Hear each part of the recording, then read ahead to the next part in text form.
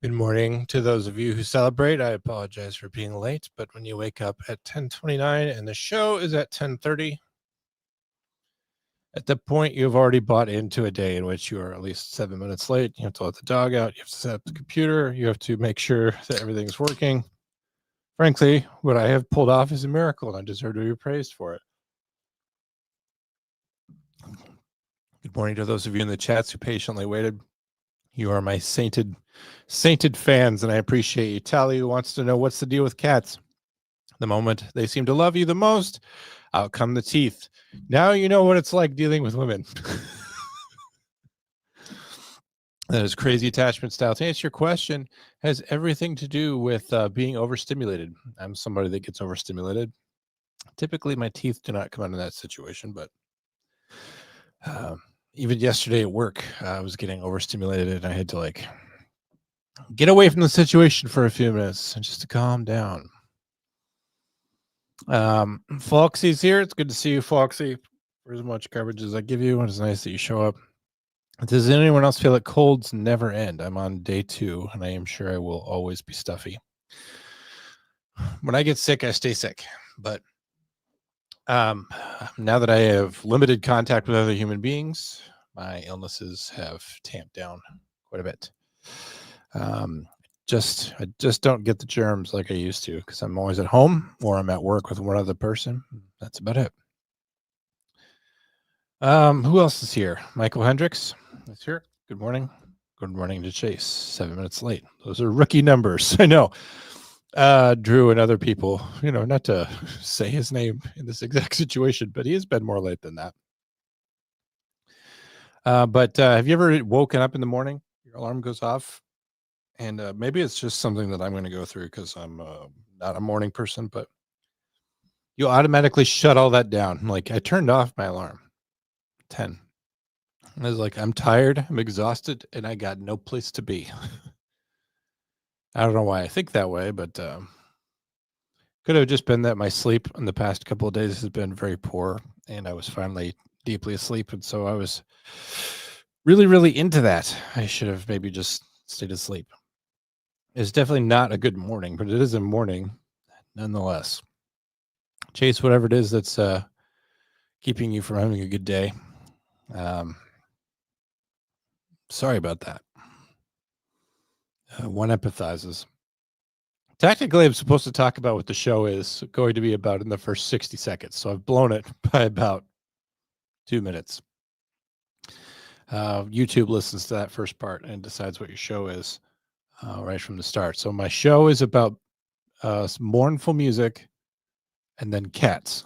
So that's what today's show is about. If I turn up anywhere, it will be in some sort of cat algorithm. It won't go there though because the title has Donald Trump in it. So I'm consigned to an ash heap at this point. You've really got to get those first 15 seconds have got to be what the show's about. So I've never done it. Let's briefly get through what the show has to be about in order for me to even appear on YouTube. I'm not feeling super political today, so Tally, you can just relax. So the MAGA movement, of which I was sort of informally a part, just because I liked a lot of that agenda. I still do. We're pretty upset because it feels like Donald Trump is not aware of what the MAGA movement is about. Because why would you make a deal with China gonna have a great relationship with China? Why would you make a deal for 600,000 Chinese students to attend American colleges and universities? And they're probably still loyal to the Communist Party. Wasn't it in Michigan where they had brought in some Chinese students in Michigan had brought in a fungus that was deadly to crops? I feel like that happened. Toxic fungus smuggling suspect appears before judge. This was in June of 2005. 2 Chinese nationals charged with smuggling potential toxic fungus into the U.S. It's from NBC News. Chinese couple charged with smuggling a biological pathogen in the U.S. Young King Qian, a researcher at the University of Michigan, and her boyfriend, Zunyong Liao, studied the pathogen as university students in China. Chinese researcher in Michigan and her boyfriend have been charged with smuggling a biological pathogen that could cause devastating diseases in crops into the United States, according to federal charging documents unsealed on Tuesday. Jiang, a postdoctoral fellow at the University of Michigan, and her boyfriend, Liu, were charged with multiple counts, including conspiracy to defraud the United States, smuggling goods into the country, and making false statements to investigators, the complaint says.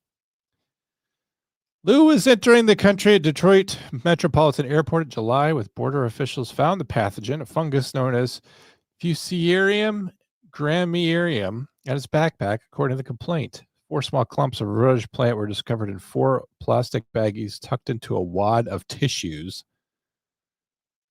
The pathogen, they were researching the pathogen as university students in China. He'd been working at a University of Michigan molecular plant microbe interaction laboratory. They claimed they did not know what they were, that someone else planted them in the bag. But the other one told a different story. So one of them sang and confessed, and the other one feigned ignorance. Okay, so I get that's just 2, but why? That's going to be a very small percentage, right, out of the number of potentially dangerous Chinese people that we're just going to have brought into the country. So why are we bringing in more than 500,000 of them? And why do the Chinese want to come to our universities if they're excelling beyond us in all these different fields, academically not being the least of them? Why do they want to come to our universities? Doesn't it beg the question? Why? Refusing to allow these Chinese students to attend our schools causes 15% of them to fail. Then these schools should fail anyway because they're being propped up by the Communist Party. Yeah, apparently we don't have enough students going to college and these colleges are going to fail. I'm going to tell you just straight up, I don't believe that. Colleges are a huge money laundering scheme. All of them are. And I get that all of them would fail without student aid. But someone applies to a college and they get accepted. I talked about this recently. Big meal ticket. They come with them a big bag, a big burlap sack with a dollar sign on it, federal financial aid. Comes in and it's ridiculously overpriced. And it's not, they don't like artificially inflate the price of tuition to stay afloat. Are you kidding me? And not only that, but I remember when the big 3 automakers back in the 80s were trying to get protectionist policies in place from President Reagan because Toyota and other Japanese automakers were undercutting them, making superior products for cheaper prices. And Reagan said, well, then you're just going to have to find a way to do business with them. We shouldn't be doing protectionist practices for universities. If a university fails, it fails. The words of Ivan Drago, if he dies, he dies. That's free market capitalism. We shouldn't be using the Chinese to keep certain universities open. That's us being communist. Why are we allowing 600,000 students from China, a country that hates us and is trying to defeat us morally, economically, and be poised to defeat us militarily in the future? Why are we letting them come here? We should never allow that. We need more trade school graduates. We need more Americans to do these things. Trade schools are great alternative to produce the essential education and training most needed jobs in America with very high starting pay. I'm forced to agree with Representative Marjorie Taylor Greene in this debate. You know, in a recent episode, I've been taking a lot of shit, frankly, from people commenting on it about what a simp or a bootlicker I am for Donald Trump. Those people are not watching enough of the show to know that I hate all government. But he's wrong on this issue. And his base knows it. His base is very annoyed. And I wish he would listen to his base, but he's wrong about that. What else is he wrong about? Well, I'll talk a little bit about the Epstein disclosures in a second because he issued a statement late last night about that while I was prepping for the show. Clint Russell, who I have no idea who he is. I don't follow Clint Russell or anything. But he says no J6 justice. I know there are people who feel that way. You could feel that way and be on either side of the aisle, right? You can feel upset that You could feel upset that people who assaulted police officers were pardoned. I would argue that they also spent 4 years in federal prison. So, I don't think there's anyone who got off scot-free. Their sentences were commuted. They say they were pardoned. There is a difference. If you're pardoned, it's like it never happened. If it was commuted, it just means you're done being punished. But I feel like there's people in Congress that were responsible for that day. Nancy Pelosi, and her feet are not being held to the fire about anything that happened that day. There's other people that were involved too, and I don't feel like anything was done that day. It's almost like it's water over the dam because he got back in office. Or the part of me that is going down rabbit holes, listening to conspiracy theory audio books in the middle of the night makes me think that's what he wanted. And for him to get a mandate to do whatever he wanted to do in his second term, he needed Joe Biden to really fuck up the country real bad. It's almost like a battered spouse cycle. He said, we needed to get roughed up a little bit by the other side for us to really, really, really embrace Trump. Maybe he knew that he couldn't sustain 8 years of consecutive Trump love. I don't know. Maximum H-1Bs. This one's upsetting. He says that American workers are not skilled. It's kind of insulting to say that, that Americans don't have the skills to come in here and do these jobs, to work at missile bases and whatever. Well, if we don't have the skills, then we need to get the skills. That we don't need to be bringing in people who's have a loyalty anywhere other than the United States. It creates an inherent conflict of interest, right? So you get up every day and you go to work, and you work for your family. To an extent that you probably don't appreciate you're working for your country, because you're improving your economy, you're helping out whatever service industry you're in, you're helping out your fellow man, whether it's you're cleaning up a university for students to attend, or you're sending out ambulances, or you're responding in a fire truck, or you're building a John Deere tractor, or you're a patent attorney resolving things for your clients, or whatever it is that you do. Even if you're a mom like Folksy and you're just raising Americans, right? You're doing something that betters your country, even if you don't think about it that way. If we got H-1B people who are here on visas to perform specific kinds of specialized tasks for mega corporations, and then you're sending that money back overseas, first of all, those remittances back overseas hurt our economy. You're strengthening the dollar overseas, but you're weakening it here. And your loyalty first is to your family overseas, to your other country overseas. And so when he says that we don't have Americans that are qualified to work at a missile base, it's like, well, I don't want someone from some other country working at one of our missile bases or missile manufacturer factories.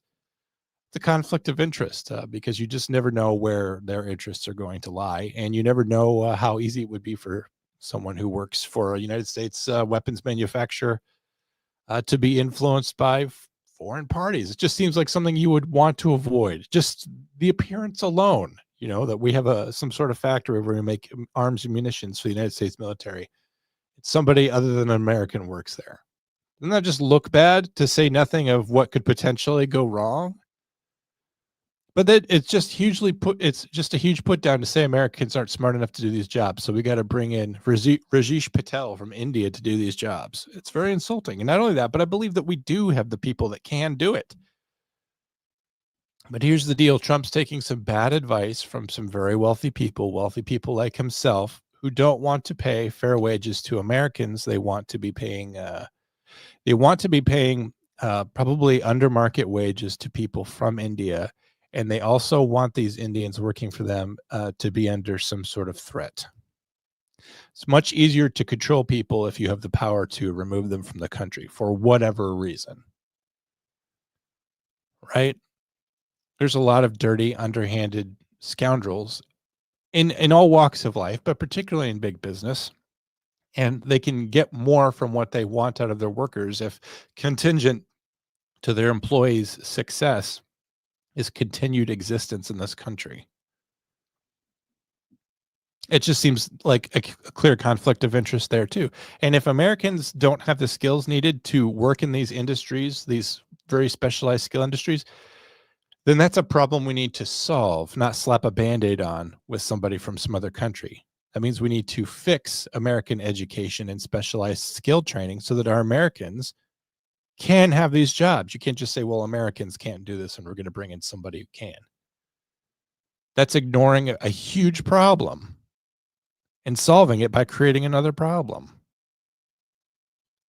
Don't get me started on the 50-year mortgage. We're going to talk about that in a second.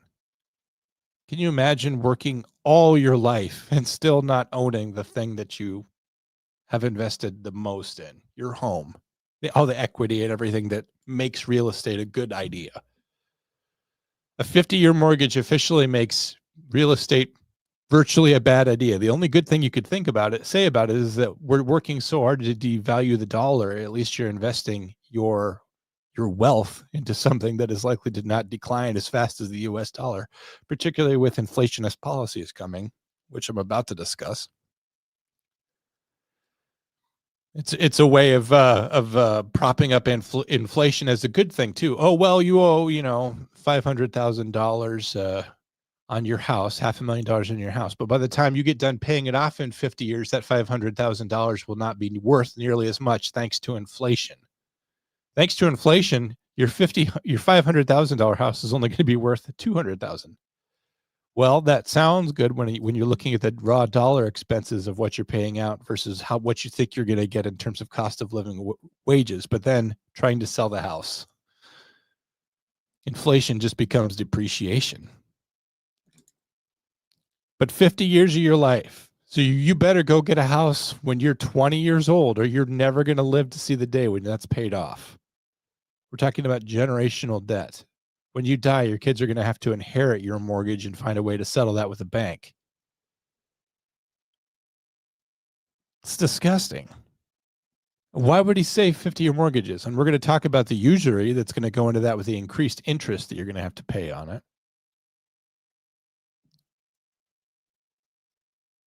And, of course, assuming you don't get deported due to your anti-Semitism. We haven't reached that point yet, but we are definitely not allowed to criticize Israel. Even I have seen problems with criticizing Israel on the internet. You mention anything about it, and all of a sudden the platform that you're on gives you a warning. Are you sure you want to say this? MAGA isn't divided. It's dead. Why would I want a 30-year mortgage in which I'm going to pay $558,000 of interest for a monthly payment of $2,600 when instead I could have a 50-year mortgage? I could pay $966,000 in lifetime interest of that loan, and for a monthly payment of only $400 less. That's what we're talking about with a 50-year mortgage. Lots more money to the bank. The mortgage is a very good deal for a bank, and that's why a bank is always happy to give you a mortgage. So many people go to the bank and they are granted a mortgage and they feel like a favor is being bestowed upon them. I can't believe I have the credit for this. I can't believe they're going to give me a chance to own a home. Well, they have nothing to risk, right? They could foreclose on the house and resell it all over again. Unless you live like an animal and you're going to completely destroy that place. And even then, there's tax write-offs and companies that will take care of that. That's all sewed up. They have that taken care of. And now we're moving towards 50-year lifetime mortgages in which you will work all of your life and never, ever, ever get it paid off. Are you going to have gap insurance on a house? Gap insurance is what you get on a car, right? Like if you buy the car and it massively depreciates in value and it's really, really expensive, and then all of a sudden you have a total loss on the car, and it's right after you buy it. Well, the amount of time that a car is meant to last, let's say, let's be generous and say 10 years, even though the planned obsolescence that's engineered into the thing is obviously much less.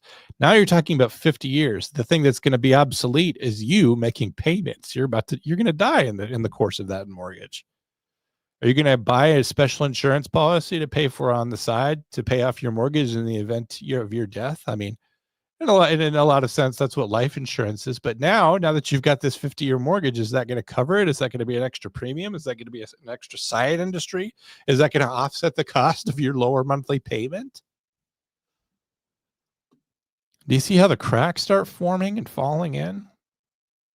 Not only that, but who wants to? I mean, debt makes you a slave, and you're going to sign up for 50 years of that. Sad. Let's see what some people in the chat say. I hate getting too far behind on the chats because then I don't know what anybody's talking about. I always want the episodes to be shorter than they never are. Just like every dude who has pot in their pants stopped by the police. These aren't even my pants. I'm not sure that you hear that a lot, but maybe you do. Oh, was that in reference to the Chinese students who are bringing in the fungus? Yeah, that deadly fungus that can wipe out all the crops in this country. That wasn't mine. There are many students from other countries where I work, just here in the Midwest, one of the most boring of all the states. I disagree. I think Iowa is a place that people want to be. I think Iowa is a place where you can go and you can make money. There's a lot of worse places than Iowa is the thing. Is that, Talio, I think you're kind of buying into a perspective that's almost outdated because Iowa used to have this very, we're bored. Remember that. But now you have to remember that when the dynamic is no longer exciting versus boring, right? Now it's dangerous and awful versus safe. So I think you were right to invest in your life in Iowa. All right.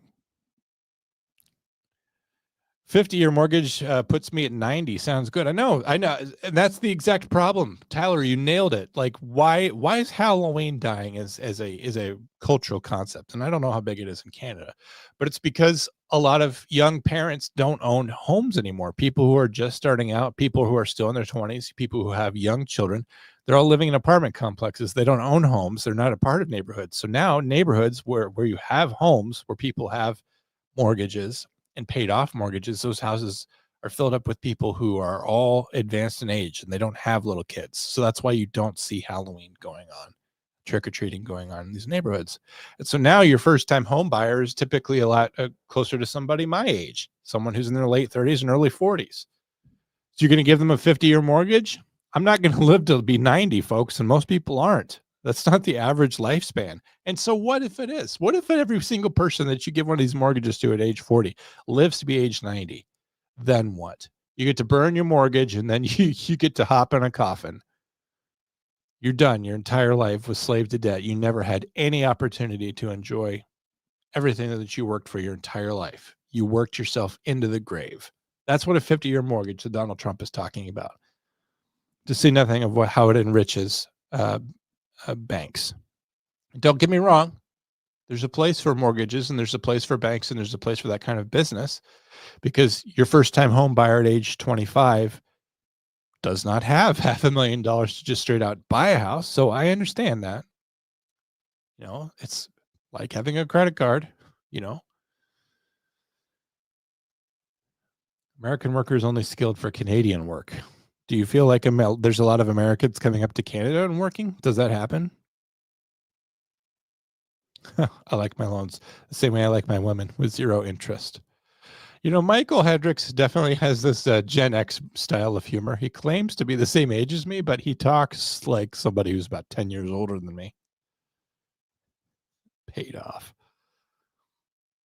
Or subsidized by the government. I don't want people working at our missile base when we can't even pronounce missile. Yeah, I mean, again, it's just conflict of interest. I've seen so many videos from India that are just dirty and disgusting. Makes me understand why Indian clients left there and question why they still visit. Well, what's insane is that they seem to have a diminished standard of living in terms of cleanliness, hygiene.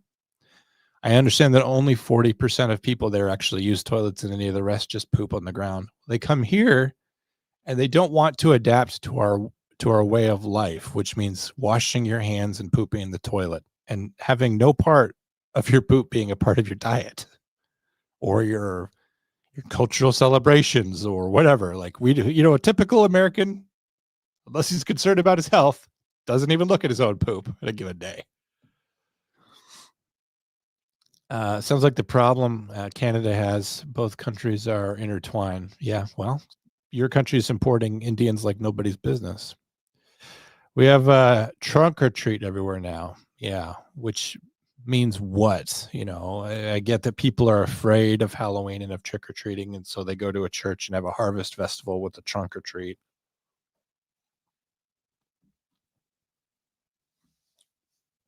If I ever have kids, they're not going to be doing that. They're going to do it like I did it back in the 90s. Dangerous.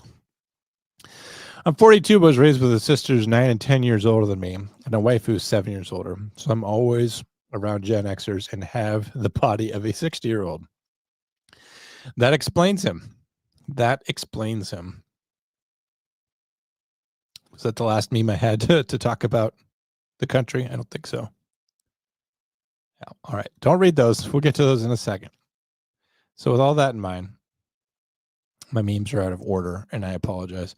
With all that in mind, this is what Donald Trump said on his platform, and you can see why he didn't want to be on X anyway and didn't care that he got booted off of X, because the idea of any kind of character limit for him is a bit too much. But here's what he had to say late last night in defense of himself, I think in crumbling support from his base in reference to the Epstein docs. And I'm going to be fair and critical about this from both sides, hopefully. As I said on Friday night aboard Air Force One to the fake news media. Just as a reminder, I have a big airplane, and I already spoke to the fake news. House Republicans should vote to release the Epstein files because we have nothing to hide. And it's time to move on from this Democrat hoax perpetrated by radical left lunatics in order to deflect from the great success of the Republican Party, including our own recent victory on the Democrat shutdown. Not sure that I would qualify that necessarily as a victory rather than resolving some kind of problem. But anyway, House Republicans did vote to not release any Epstein files on September 10th, a day you might remember as the day that Charlie Kirk got killed. None of us were talking about it that day, of course, because we were horrified beyond our ability for rational thought that day.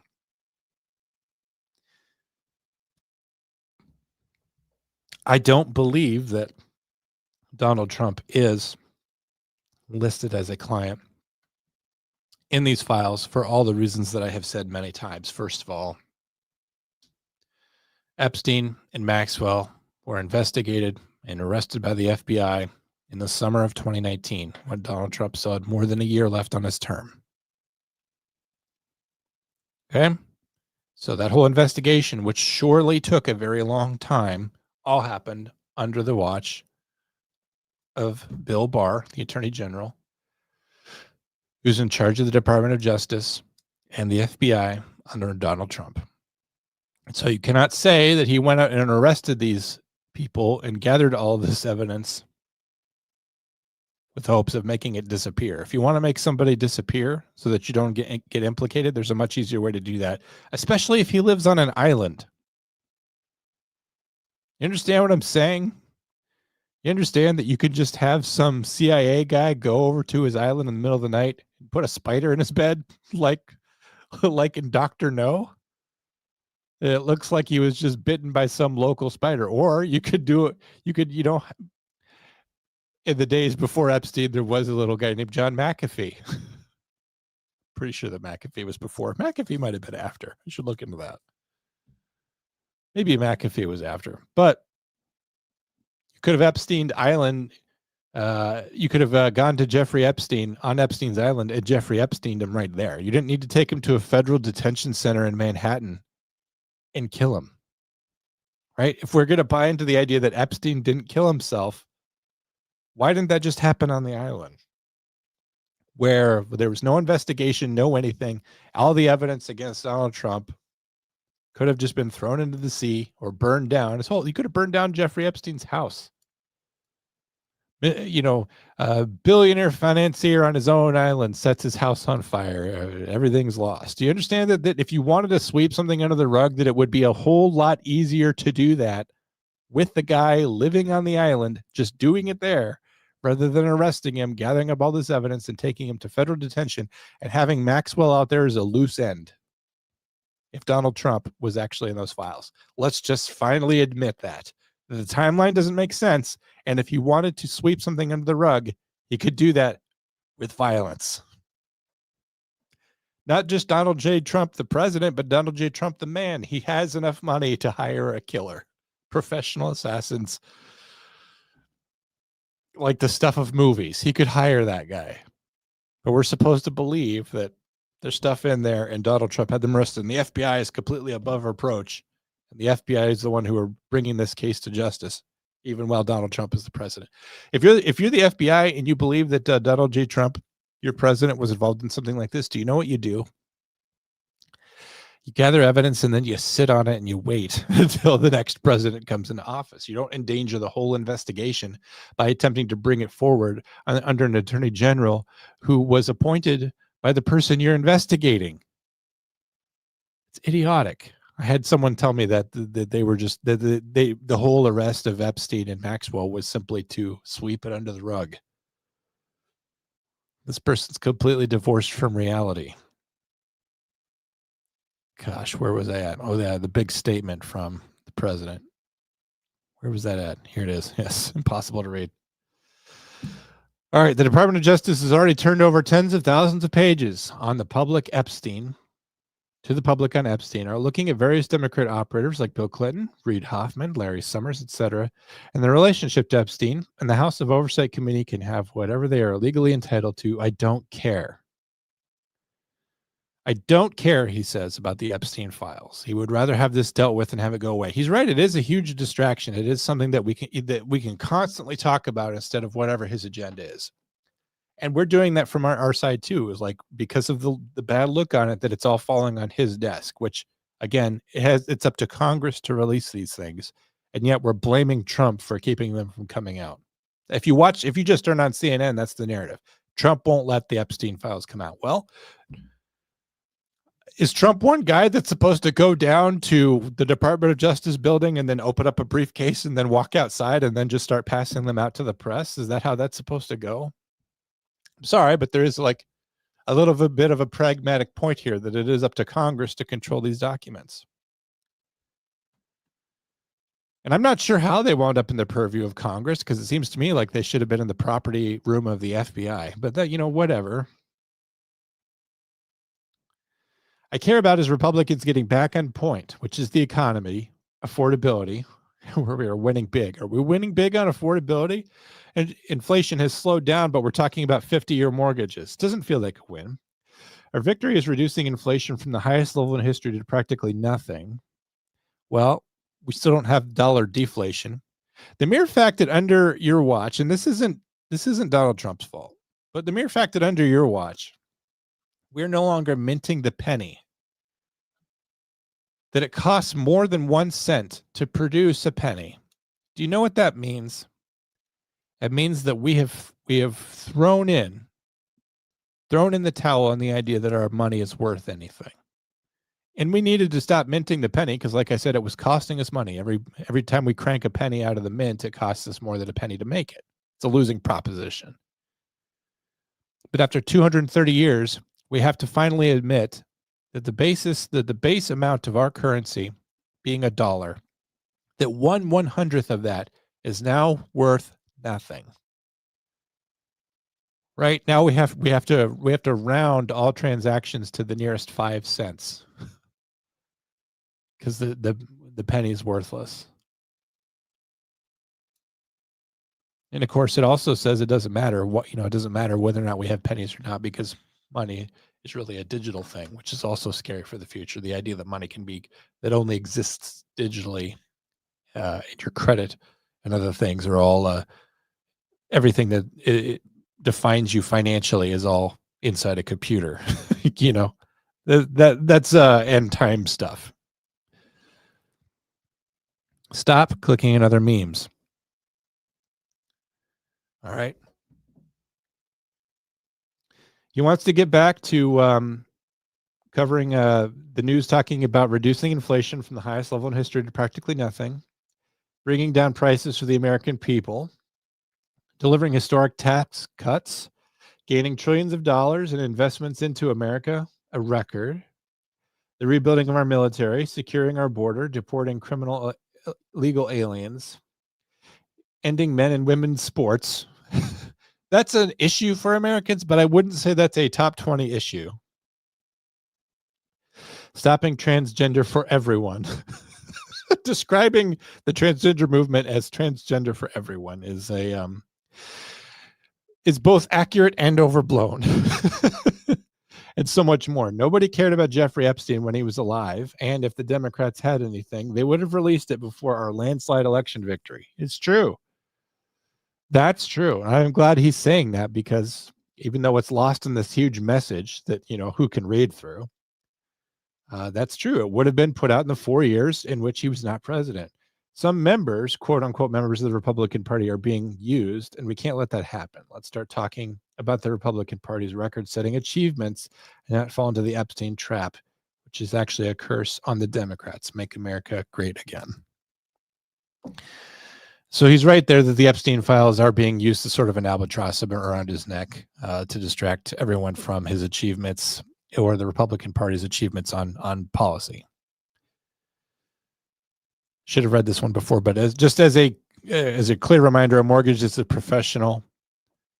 Let me be clear. A 50-year mortgage is not a solution to the affordability crisis. It's a deeply predatory way to keep lower and middle-class people trapped in a debt cycle. Banks and corporations get off even richer. So that's just from Miss J. May, if you don't believe me. But all right.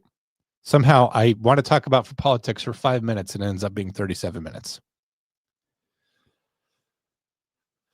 I just can't have a nice show. I'm going to start deleting these memes so I stop looking back at them. It's driving me nuts.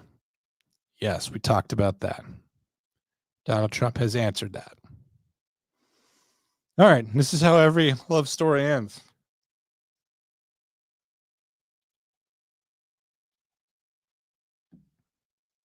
Why do you think I'm up every night till 4 a.m?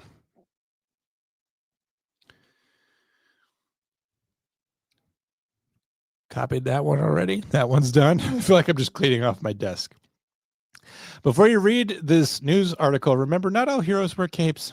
This man on acid and cough syrup saves neighbor's dog from a non-existent house fire. He's a hero.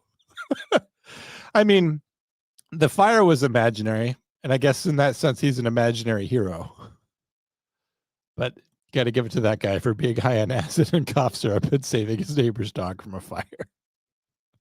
Can you imagine being the police officer who responded to that? There's a fire.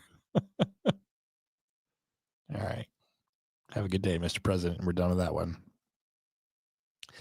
It dawned on me today that when my son wants to talk about Pokemon, he doesn't really want to talk about Pokemon. He wants to share his excitement and his knowledge. When he wants us to bond with his dad. When he wants his high quality time together. Still, it's a hard no. We're not doing that. I can remember being a boy and my dad coming home from work and wanting to talk to him about the things that interested me. He did not give a shit. So here's me and my friends playing the Oregon Trail during computer class in 3rd grade. We all have our assigned rules at recess that it's computer class time. Playing on a huge computer, playing the Oregon Trail without a mouse. You're just tabbing between fields. I had to explain that to a coworker recently at 911 that there was a time before the mouse even existed. How do you use a computer without a mouse? I had to ask her what she thought about that. Well, when I was a kid, we didn't, I remember the first time using a computer with a mouse, using Windows for the first time. I can remember using Windows for the first time and just being able to move around and click on whatever I wanted. I didn't have to type out some long command prompt on a black screen. It was amazing. I find myself thinking, God, I need a cigarette. Way too often for someone who doesn't actually smoke. But what can I say? I've been needing a cigarette. I need one. Here's what I have to say to all the people who will criticize me for criticizing Trump or for not criticizing him enough in the comments below. Nice argument. Unfortunately, yo mama. It's also a very 90s thing to say. Yo mama.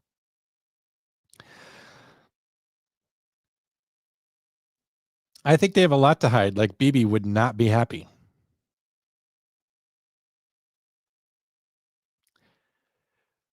Are you aware that after 9/11, Bibi Netanyahu was asked what 9/11 would mean for U.S.-Israel relations? He said, "I think it's going to mean great things for Israel. It's automatically going to generate support for Israel." He said the quiet part loud there, Bibi. Currently reading a book that's it's a little schizo, so I'm reading it with a skeptical ear. But it talks about how World Trade Center was owned by somebody for 33 years, and in April of 2001, ownership changed hands on the World Trade Center for the first time in those 33 years that it had been, or in the last 33 years. So it had been owned by someone for 33 years. World Trade Center was worth something like $3.5 billion. And it was sold to a guy named Larry Silverstein for $124 billion. So people that owned the World Trade Center complex before him made like $3.5 billion in rent from all of its tenants. In April of 2001, they sold it at a fraction of what it costs at $124 million. Larry Silverstein buys it for $124 million. He owns it. But the World Trade Center is full of asbestos. And to refit that building is going to cost $15 billion. So Larry Silverstein is going to take a bath on this because he's just bought all the asbestos that's in that building. You can't just demolish the World Trade Center because it would create a cloud of asbestos that would fall over the entire city and it would kill people of cancer within 20 years. A big cloud of asbestos comes down across the city. So you're going to have to very carefully strip out all the asbestos in those buildings, and it's going to cost $15 billion.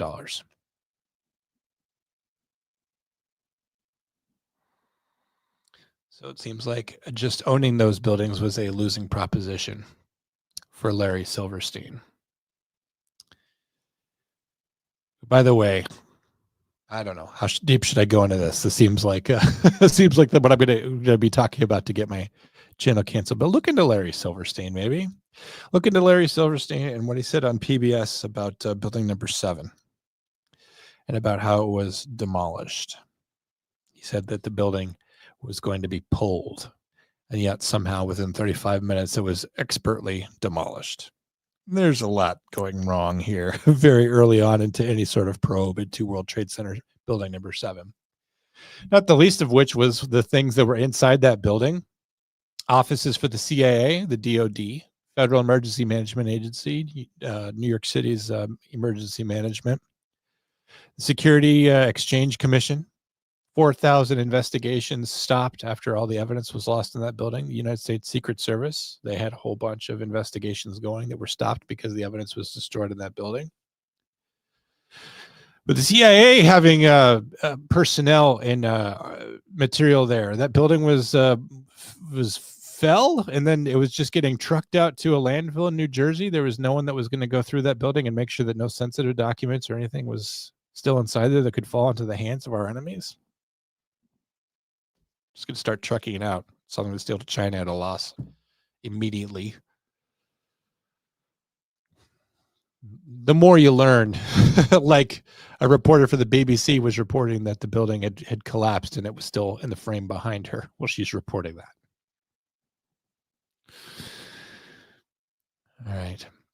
I thought Epstein offed himself because he hated that it was the first time he did it. Okay. I thought Epstein offed himself because he hated it the first time he did time, and Epstein knew he screwed. Epstein wouldn't spend the rest of his life in prison. That's the story, yes. But we also can't have him knowing what he knows and have him be in prison. Otherwise, he won't be in prison because he can pull people's strings from inside prison. Killed himself while under watch from the cameras mysteriously stopped working, and 2 guards fell asleep.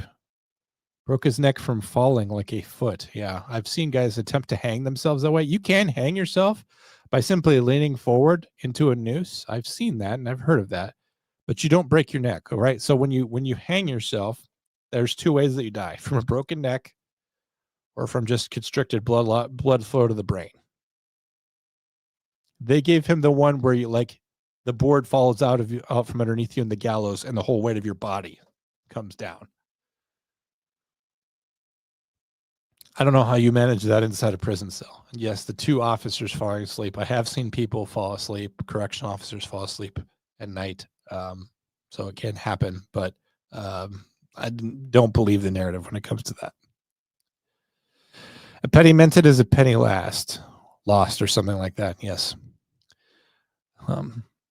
The last one being minted is worth something like $5 million. So what does that show you? Trump to disavow the Tucker Carlson last night, which regardless of how you feel about Trump, I thought journalists were generally allowed to interview whoever they want. Yes. Aren't they supposed to be going out there and interviewing the people that we want to know about and talk to, like Putin?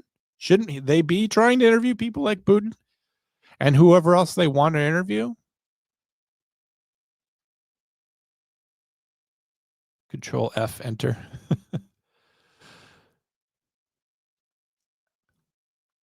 Jonathan, you just triggered my Alexa somehow. They're always listening. Turn off your Alexa when my show is on. That's how I'm going to get.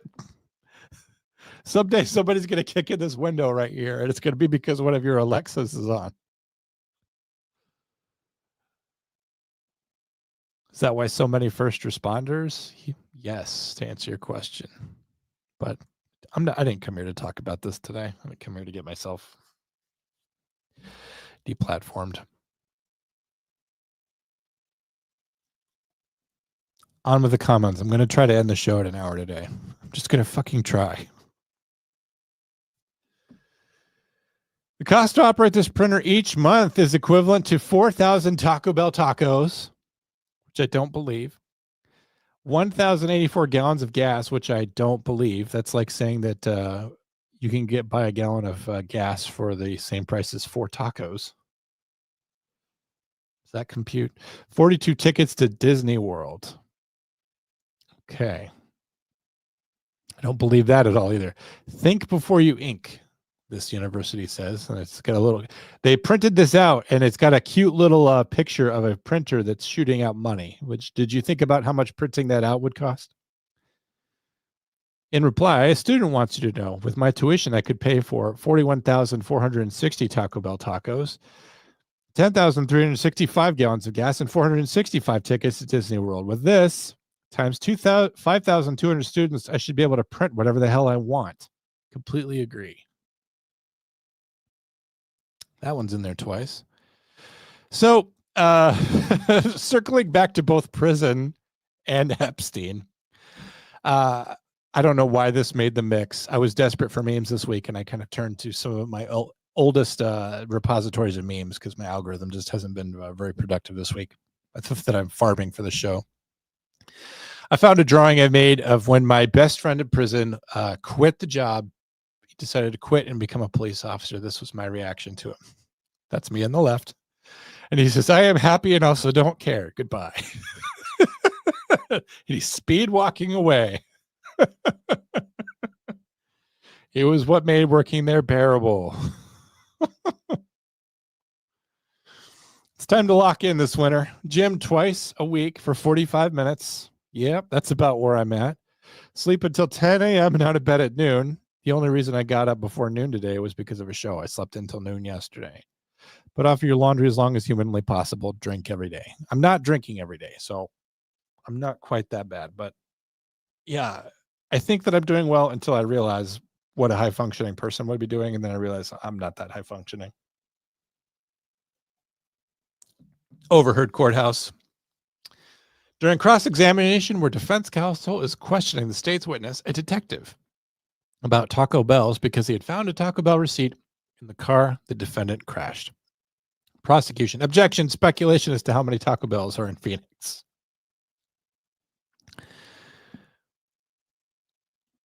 The prosecutor is objecting to his own witness being cross-examined by the defense attorney about Taco Bells. That must have been a weird situation. You should have answered me. Now look at me. I'm a chocoholic. This is much more accurate when it comes to dealing with my feelings. I'm not turning to alcohol. I'm turning to things like this. I'm turning to things like sugar. I just need to sit by the ocean and dissociate for like 5 days. That's what I need. I've got some time off coming up. I've asked for even more time off after the holidays to hopefully have some time to unplug from the world again. Can you imagine sitting down and crying in this shower? You'd drown. Maybe this is the shower that I need. Can't imagine how expensive it is to operate that shower. Here's a meme that ties in nicely to the start of the show. First-time home buyers in 2075.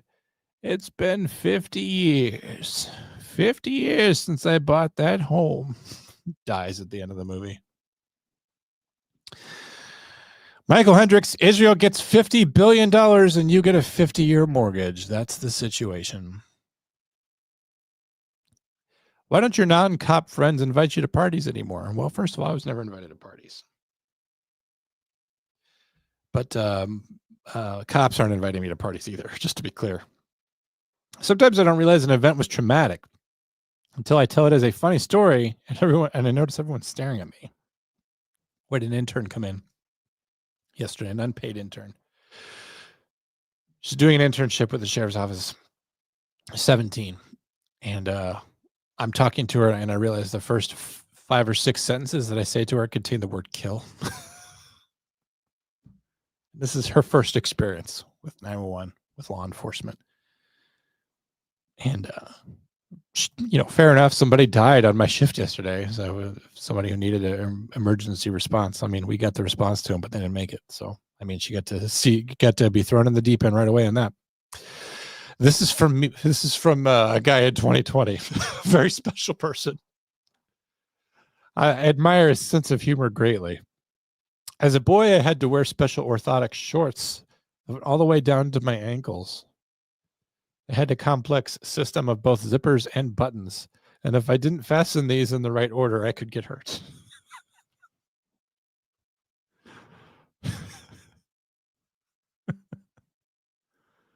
Special orthotic shorts that went all the way down to your ankles.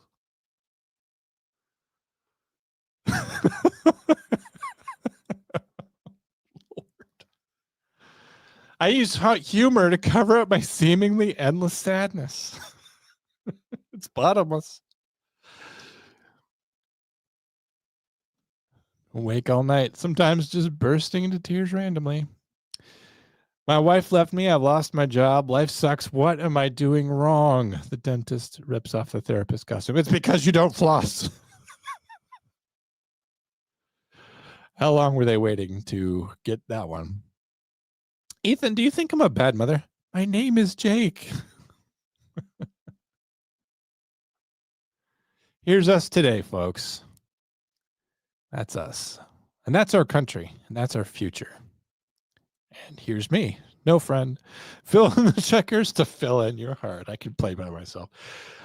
I can win games like Monopoly. I'm actually undefeated at Monopoly. I'm undefeated at Monopoly. I've never lost a game of Monopoly, ever. I haven't lost a game of Monopoly deal either. But I have never won a game of Connect 4. Does that show you something about my brain? You can always bully the firefighters. It's always morally correct. What did you guys think about our breakdown of 911 Nashville? It seemed to be popular amongst the fans and no one else. So that complicated asset that I made that all 3 of us reacted to, and we coordinated time to have a guest on the show, and then we fought with Disney, the biggest corporation on earth, and then we didn't get any money for making that video. It's not monetized. It is, nobody's watching it.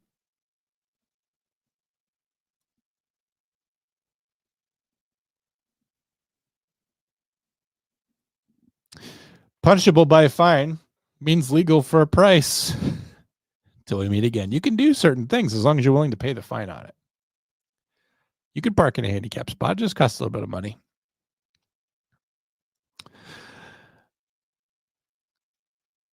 Like, did you really live your full school experience if you didn't kicked out of science? I never got kicked out of a class in high school. I, got in trouble in college. Got asked to stay after class in college. I don't think I ever got kicked out. I got told to shut up many times by teachers who liked me, but then were because I knew they liked me. I kind of would push it too far. Yeah, you could be at the opposite end of the spectrum. You could be a good student. You could be well liked. You could still irritate the shit out of your teacher.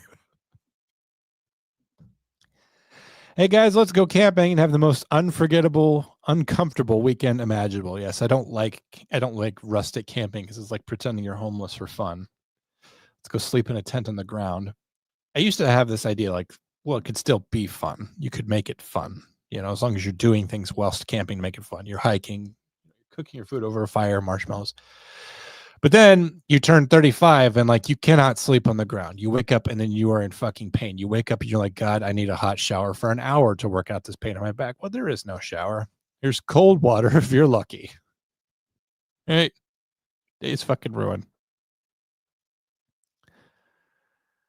I get to work. Say I'm going to have a positive attitude today. Today's a day I make a difference. I make a positive impression on people. It's going to be different today.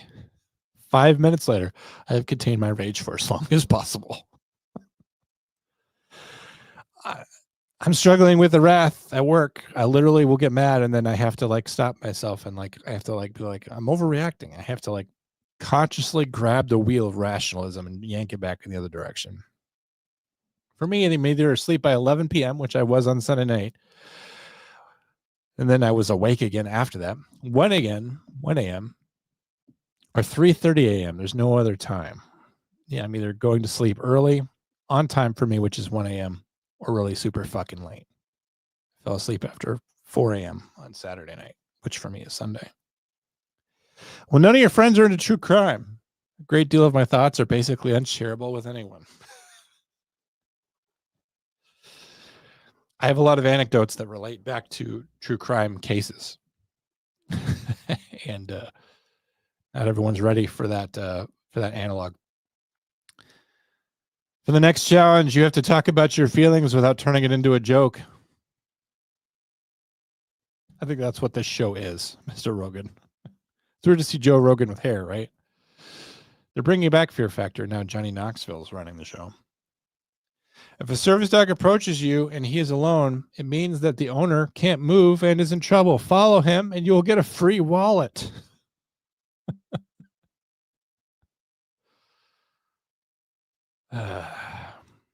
Every time I watch a documentary, I think, where was I when this was happening? I just watched a Gabby Petito documentary, which made me just insane with anger. Because people who've never investigated crime sure do know a lot about investigating crime. But the whole time I was thinking, what was I doing when all this was going on? I'm like, oh yeah, I remember that like it was the summer right before I became a podcaster and I was listening to Failure to Stop and working out all the time. And I remember when all that was going on. I do that when I watch documentaries. I like to think about where I was. I was watching a documentary too about the disappearance of a Mason City, Iowa local newscaster. And it was in the summer of 1995 that she mysteriously disappeared. She was on her way to work early in the morning, pre-dawn hours. She never showed up at work, and her hairdryer and her purse and her shoes were all found outside her car. Clearly, she had been dragged away. The key to her car was bent, like her key was inserted into the lock of her car when she was grabbed, and she held onto the key, trying to resist the person who was seizing her. And I could think of like, wow, I was about to start 5th grade when this was happening.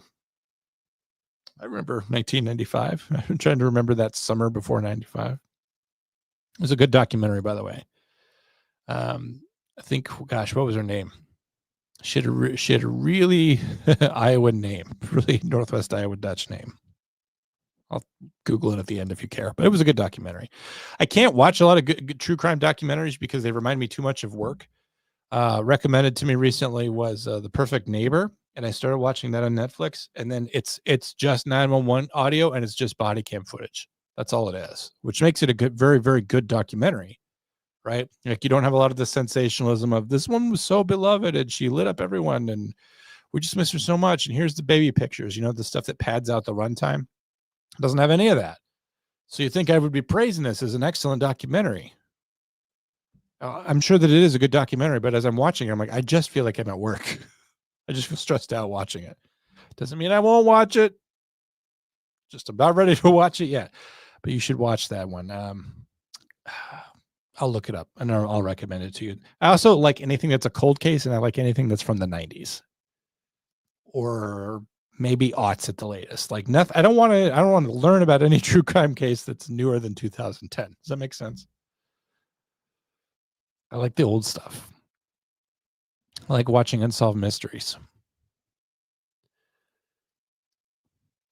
We keep delaying going to sleep at night because we have nothing good to look forward to in the morning. Except doing the show. Lay awake all night. It's not Sunday unless you completely waste it and then feel really sad around 8 p.m. Now that's me on Saturday nights. That's me on a Sunday. And then I managed to also feel that way on a Sunday. So I get 2 Sundays in a row. Here's a classic one from me. Don't use your turn signal. It's no one else's business where you're going. I don't have anyone to turn signal to anymore. Leave work on Main Street. I leave work on Main, and I turn right on 5th Street. And then I just essentially go straight for the next 50 miles.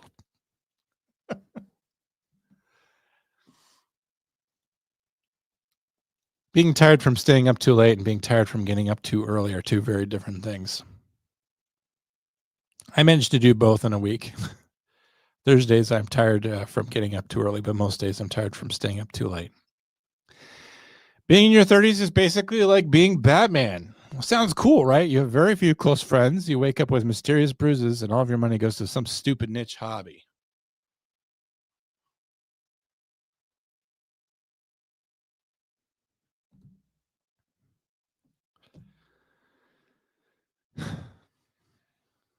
This is me being Batman. This is it. It's not as good as the comic book.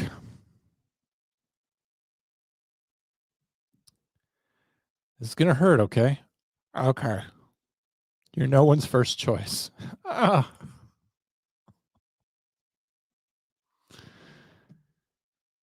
Every medical office is like, oh, you work Monday through Friday, 9 to 5. Nice, us too. See you never. How are you supposed to get anything done? If I never need to do anything. I mean, I'm lucky because I work at night, but it's like, I don't get how things happen. Anyway, I'll never talk to you again, introverts. A blessing from the Lord. Yeah, I've grown remote and separated from most people, and I'm doing okay. Doing well. When police and fire are on the radio requesting everything you've already done. This is literally me. I already did that. Get a tow truck rolling. I already did that. Call the fire department. I have already done that. I know to do these things. This is not my first time. It may be yours, but it's not mine. Studies show kids who are homeschooled could miss out on an opportunity to be gay communists. Well, that sure would be sad if we didn't have any more gay communists. When the moon hits your eye like it's 5:45, that's November. That's where we're at. It's very clever. I like that. Who needs ghosts? Haunt your own house. Wander around your own living room wailing and crying. I do already. Ghosts hate me because I do their job for them. Millennials killing the haunting industry. Big surprise. Let's run through the chats one last time. Deadleg's just here so he doesn't get fined. Deadleg, I appreciate that you show up to watch my show. You're under no obligation. But I will tell you that, if you feel, like there's some sort of obligation going on, go ahead. Click this guy. I don't care. I'm supposed to turn that thing on at the beginning of the show when people are still watching. That's all right. Anyway, back to the comments. I triggered your Alexa by talking about Israel, which... You guys ever wonder how people who were wearing silk suits on the top floors of the World Trade Center were able to get down to the bottom of the World Trade Center past a jet that's burning hot enough to burn through steel girders, and yet their suits don't get burned?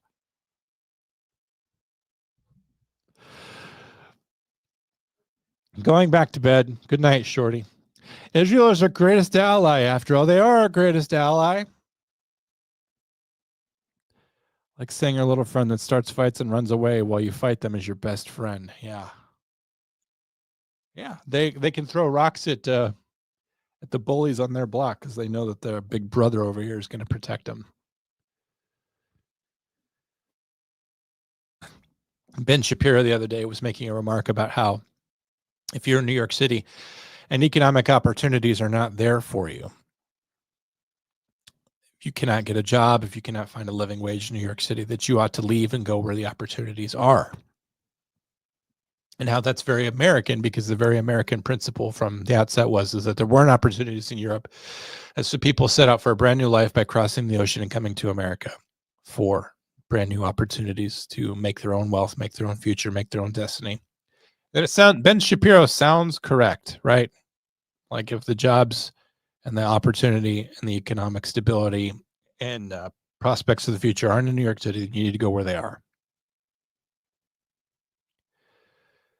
By that logic, the state of Israel wouldn't exist because they're being propped up financially by the West. So if you just need to go where the opportunities are, then, Israel can just stop taking handouts from us because obviously they can't make the money that they need to survive on their own. Big welfare state over there. I could sleep or shit last night, and when I finally got to sleep, it was 0400, and my husband woke me up going to work. Yeah. And you try to lay down and try to get 2 quality hours of sleep. I've never finished a game of Monopoly. I get bored and walk away. That means you're very bad at it if it takes any amount of time. A good player of Monopoly can finish a game in probably 40 minutes or less. If you're playing, people complain about Monopoly and they're like, well, it takes 3 hours to play. I'm like, everyone at this table is bad at the game if it takes 3 hours. Everybody there is bad at Monopoly. No wonder you don't enjoy it. You're not good at it. How can you enjoy something you're bad at? My kids beat me at Connect 4 and tic-tac-toe, and I'm not sure how I feel about it. Not the 13-year-old, even the 10-year-old and the 6-year-old. Yeah. Well, their brains are more pliable. You camp for the location, not for the homelessness. You mean outside where homeless people are? When I was in college, I was dropping a class last minute and forged the signature of my advisor because everyone else did it, and I got caught. Punishment was they added 1 extra credit to graduate. That was your punishment, that you had to pay more money to graduate. I would have transferred out of there just out of spite. You're not going to get more money from me to graduate. I always get caught when I try to cheat on this, so I lead a squeaky clean life. Is that a pun coming from you, that you need to live a squeaky clean life? Jody Trushenrut. You spelled her name wrong, but I think that could be her name, yes.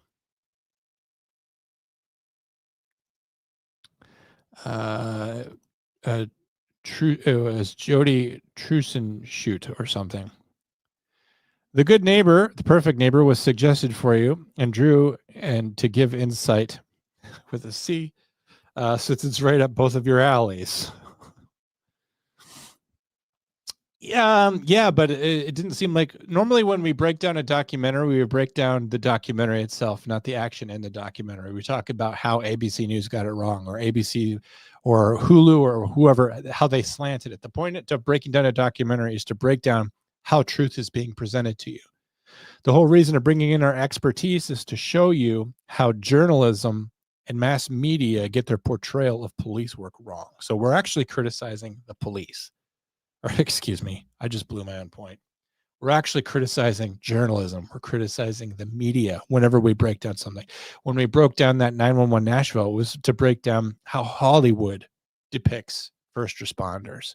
When we did Ellen Greenberg in the death at apartment 603, it was to criticize ABC News, right? If you have a documentary that's just body cam and just 911 calls, the only thing really to comment on is how the police are doing their job. And from what I watched, I didn't see anything to criticize. So we could watch it and then we just be like, that's what I would do. Like that's, In that case, what was interesting about it is what ended up happening to the woman featured in the documentary. I don't think it was necessarily the police response. I like my cases the same way I like my women. Yes, we know. Aren't you always stressed? Well, I'm sad all the time. No one's first choice. MAGA is strong. I live in FEMA Camp 187. Ben coming in. What's that thing next to your name? Are you like some sort of general freelance moderator? I don't think this is our Ben, by the way. I think this is a different Ben. This isn't the Ben from Maine who is frequently here. Jenny is hot, apparently. Thank you, Ben. MAGA is strong, he says. Trump won in 2020. We all know it. You'll get no argument from me. I was at J6 and I'm proud of it. Sleepy Joe never caught me. See, this is just some guy who wants to be here. A mod. He's a moderator. Real men vote MAGA. Well, I know, but wouldn't it be nice if the MAGA agenda that we voted for would be implemented, right? Like we're not bringing in 600,000 Chinese people to prop up our universities and we're not being sold 50-year mortgages. We could just get rid of the illegal immigrants in the country and cancel all the other visas for people who are here for other reasons. And all of a sudden the housing market would really free up. We'd have a lot of extra houses, supply and demand. All of a sudden houses would become a lot cheaper and Americans who need houses would have a place to live, right? There you go. Ben and I agree. It's so nice to have someone who randomly drops in the chats who's not just insulting me. Ben, thank you for being here today. And coming out here, Trump keeping all his promises. That would be nice. We've got to. Here's the thing, Ben. I'm going to treat you seriously, even though I don't think that you're very serious. Now's go time. You really need to make stuff happen right now before the holidays. Because as soon as we get past the holidays, which normally nothing really happens during the holidays, we're going to be in 2026, which is an election season. And we're going to have to really, really ramp up to these midterms with a lot of success. We need to be going into November with a lot of conservative and Republican Party success so that we can win those midterms. You know what's going to happen for Donald Trump if we don't win the midterms? 2 years of impeachment trials. And the agenda is going to be stymied. So you want to talk about taking your foot off the gas? This is not a time for that. We need to be I need to be seeing like buses and trucks going by with illegal immigrants on them. I don't need to be hearing about 50-year mortgages. I don't need to be hearing about H-1Bs. I don't need to be hearing about 600,000 Chinese students being brought in. That's the wrong direction. People coming here on H-1Bs, people coming here to come to our schools, wrong direction. They need to be leaving, Ben. I respect you, sir. Thank you. Do you accept crypto as super chats? No, I'm sorry I don't. That would be nice if I did. But I will take cash. Jenny is hot. Just as a reminder, everyone. Jenny is hot. So you're double dipping. All right, guys. That's the end of the show. Ben, hopefully, you seem like I want a super chat user. Thank you. This channel's not monetized yet. And unfortunately, I just started doing this a couple months ago. So I would love taking your money. But Ben, you know what you could do for me? You could leave a comment in the comments section below. That will help me get to the point where I am monetized. And if you really want to give me money, I mean, there's this thing here. You could do that. Leave a comment below. Give me some money personally, but also just, I guess, like and subscribe. And then just keep showing up here every week with these hot takes that will help me annoy everyone in my audience. Ben, I hope that you liked the show. I hope you got something out of it. I don't know. Jenny's picture does not feature her hips, so we don't know if her hips are liars or not. All right, guys.